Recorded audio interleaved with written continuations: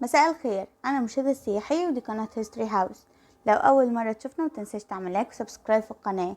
والنهاردة قصة حياة فنان في دقيقة. فنانتنا النهاردة من نوع مختلف وهي رتيبة رشدي، احد اخوات فاطمة رشدي.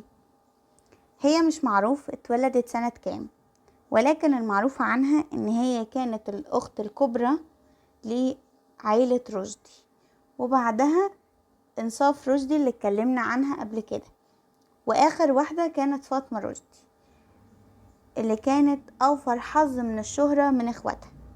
ولدت رتيبة رشدي في اسكندرية سنة 1903، ولكن مش معروف اليوم. بدأت مشوارها الفني مغنية ورقاصة في العشرينات، وعملت مع فرقة سيد درويش، وبعد كده ريحاني عبد الرحمن رشدي، ثم بعد ذلك علي الكسار، وكانت البطلة الأولى للفرقة. وبعد كده سابته واشتغلت في فرقة أمين صدقي. في ديسمبر 1929 انضمت لأختها إنصاف، وفتحوا صالة جديدة بشارع فؤاد، وأطلقوا عليها صالة رتيبة وإنصاف رشدي.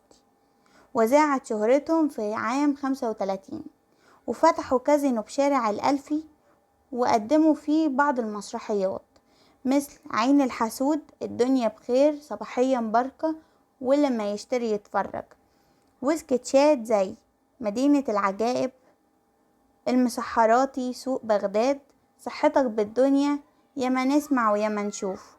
وكان يعمل مع فرقتهم الفنان والموسيقار محمد فوزي في بداية حياته. اشتغلت في السينما المصرية فيلمين: فجعة فوق الهرم وتحت سماء مصر.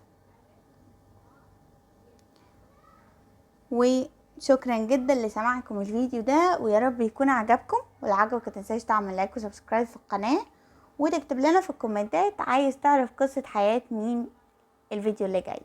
فشكرا جدا، لان قصة حياة الفنان لا يمكن تكون في دقيقة. والسلام ختام.